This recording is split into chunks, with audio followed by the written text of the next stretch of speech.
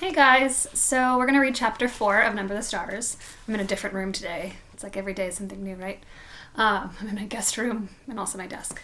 All right, anyway, so we're up to chapter 4. It's called It Will Be a Long Night. I wonder what will be a long night. Alone in the apartment, while Mama was out shopping with Kirsty, Anna Marie and Ellen were sprawled on the living room floor playing with paper dolls. They'd cut the dolls from Mama's magazines, old ones she had saved from past years. The paper ladies had old-fashioned hairstyles and clothes, and the girls had given them names from Mama's very favorite book. Mama had told Anna Marie and Ellen the entire story of Gone with the Wind, and the girls thought it much more interesting and romantic than the king and queen tales that Kirsty loved. "Come, Melanie," Anna Marie said, walking her doll across the edge of the rug. "Let's dress for the ball." "All right, Scarlett, I'm coming," Ellen replied in a sophisticated voice. She was a talented performer.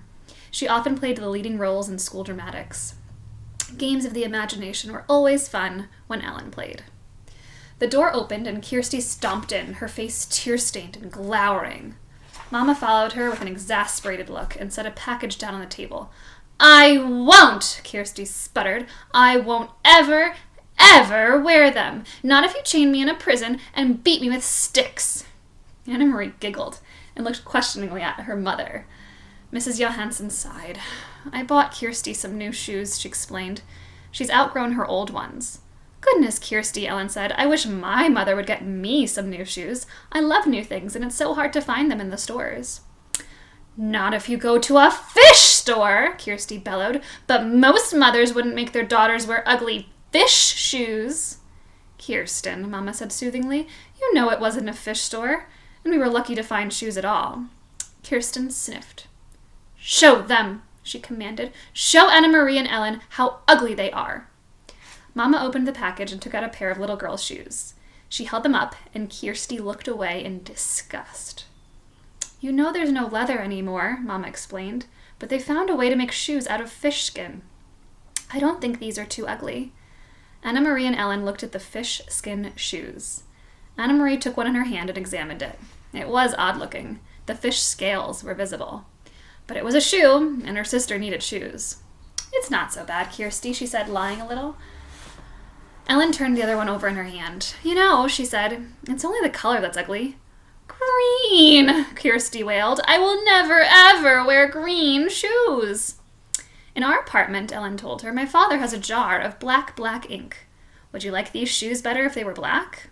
Kirsty frowned. "Maybe I would," she said finally.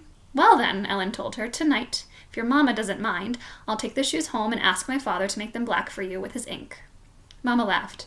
"I think that would be a fine improvement. What do you think, Kirsty?" Kirsty pondered. "Could he make them shiny?" she asked. "I want them shiny." Ellen nodded. "I think he could. I think they'll be quite pretty, black and shiny." Kirsty nodded. "All right then," she said, "but you mustn't tell anyone that they're fish. I don't want anyone to know." She took her new shoes, holding them disdainfully, and put them on a chair. Then she looked with interest at the paper dolls. "Can I play too?" Kirsty asked. "Can I have a doll?" She squatted beside Anna Marie and Ellen on the floor. Sometimes, Anna Marie thought, Kirsty was such a pest, always butting in. But the apartment was small. There was no other place for Kirsty to play, and if they told her to go away, Mom would scold them. "Here," Anna Marie said, and handed her sister a cut-out little girl doll. "We're playing Gone with the Wind. Melanie and Scarlett are going to a ball. You can be Bonnie. She's Scarlett's daughter." Kirsty danced her doll up and down happily. "I'm going to a ball," she announced in a high pretend voice. Ellen giggled. A little girl wouldn't go to a ball. "Let's make them go someplace else. Let's make them go to Tivoli." "Tivoli?" Anna Marie began to laugh. "That's in Copenhagen. Gone with the Wind takes place in America." "Tivoli, Tivoli, Tivoli," little Kirsty sang, twirling her doll in a circle. "It doesn't matter because it's only a game anyway," Ellen pointed out. "Tivoli can be over there by that chair." "Come, Scarlett," she said, using her doll voice. "We shall go to Tivoli to dance and watch the fireworks, and maybe there will be some handsome men there. Bring your silly daughter, Bonnie, and she can ride on the carousel." Anna Marie grinned and walked her Scarlett toward the chair that Ellen had designated as Tivoli. She loved Tivoli Gardens in the heart of Copenhagen.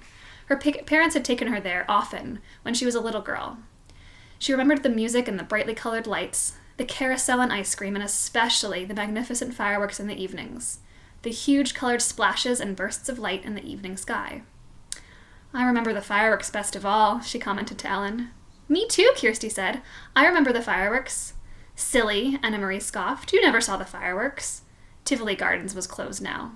The German occupation forces had burned part of it, perhaps as a way of punishing the fun-loving Danes for their light-hearted pleasures. Kirsty drew herself up, her small shoulders stiff. "I did too," she said belligerently. "It was my birthday. I woke up in the night and I could hear the booms, and there were lights in the sky. Mama said it was fireworks for my birthday." Then Anna-Marie remembered. Kirsty's birthday was late in August, and that night, only a month before, she too had been awakened and frightened by the sound of explosions. Kirsty was right. The sky in the southeast had been ablaze, and Mama had comforted her by calling it a birthday celebration. "Imagine such fireworks for a little girl 5 years old," Mama had said, sitting on their bed, holding the dark curtain aside to look through the window at the lighted sky. The next evening's newspaper had told the actual truth. The Danes had destroyed their own naval fleet, blowing up the vessels one by one as the Germans approached to take over the ships for their own use. "How sad the king must be," Anna-Marie had heard Mama say to Papa when they read the news. "How proud he must be," Papa had replied. It had made Anna-Marie feel sad and proud, too, to picture the tall, aging king, perhaps with tears in his blue eyes, as he looked at the remains of a small navy, which now lay submerged and broken in the harbor. Remember, they did that on purpose, because they didn't want the Germans to come and steal their ships, so they basically just sunk all of their ships instead. Interesting, right? "I don't want to play anymore, Ellen," she said suddenly and put her paper doll on the table. "I have to go home anyway," Ellen said. "I have to help Mama with the house cleaning. Thursday's our New Year. Did you know that?" "Why is it yours?" asked Kirsty. "Isn't it our New Year too?" "No, it's the Jewish New Year. That's just for us. But if you want, Kirsty, you can come that night and watch Mama light the candles." Anna-Marie and Kirsty had often been invited to watch Mrs. Rosen light the Sabbath candles on Friday evenings. She covered her head with a cloth and said a special prayer in Hebrew as she did so. Anna-Marie always stood very quietly, awed, to watch. Even Kirsty, usually such a chatterbox, was always still at that time. They didn't understand the words, because it was in Hebrew, or the meaning, but they could feel what a special time it was for the Rosens.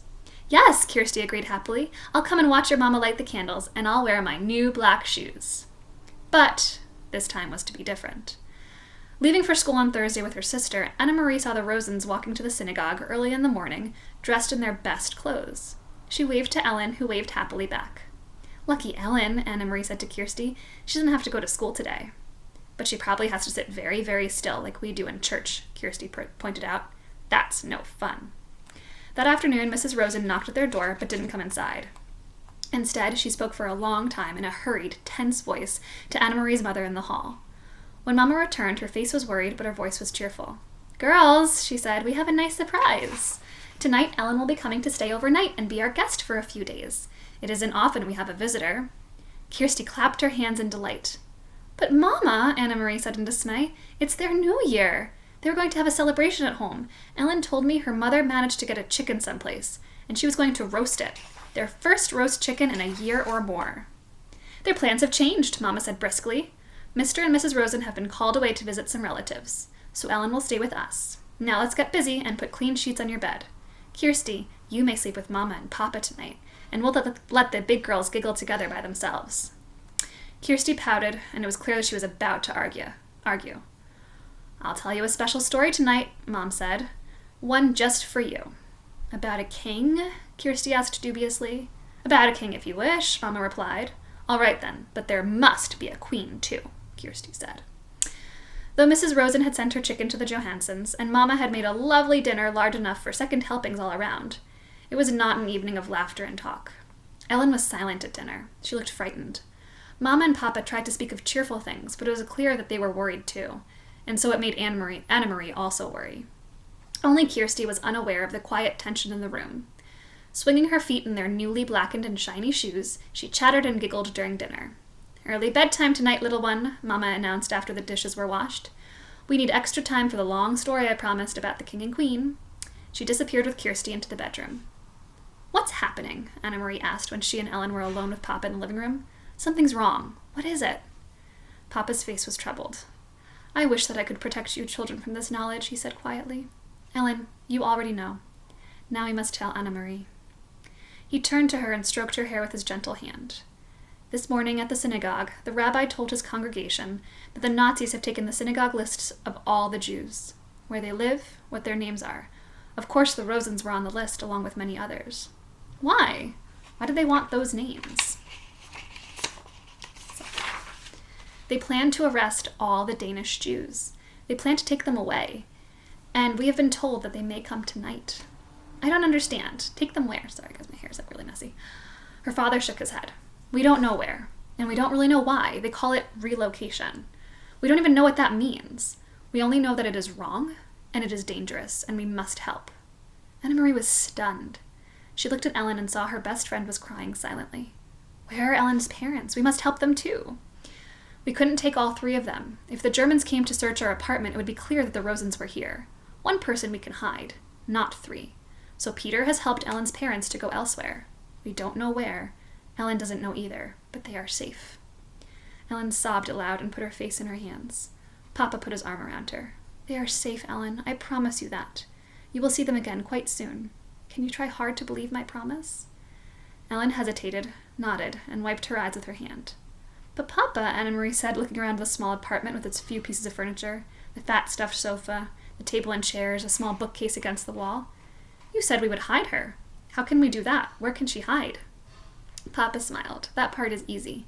It will be as your mama said. You 2 will sleep together in your bed, and you may giggle and talk and tell secrets to each other. And if anyone comes... Ellen interrupted him. Who might come? Will it be soldiers, like the ones on the corners? Anna-Marie remembered how terrified Ellen had looked the day when the soldier had questioned them on the corner. I really don't think anyone will come, but it never hurts to be prepared. If anyone should come, even soldiers, the 2 of you will be sisters. You are together so much, it will be easy for you to pretend you are sisters. He rose and walked to the window. He pulled a lace curtain aside and looked down into the street. Outside it was beginning to grow dark. Soon they would have to draw the black curtains that all Danes had on their windows. The entire city had to be completely darkened at night. In a nearby tree, a bird was singing. Otherwise it was quiet. It was the last night of September. Go now and get into your nightgowns. It will be a long night. Anna-Marie and Ellen got to their feet. Papa suddenly crossed the room and put his arms around them both. He kissed the top of each head. Anna-Marie's blonde one, which reached to his shoulder, and Ellen's dark hair, the thick curls braided as always into pigtails. Don't be frightened, he said to them softly. Once I had 3 daughters. Tonight I am proud to have 3 daughters again. And that's the end of chapter 4.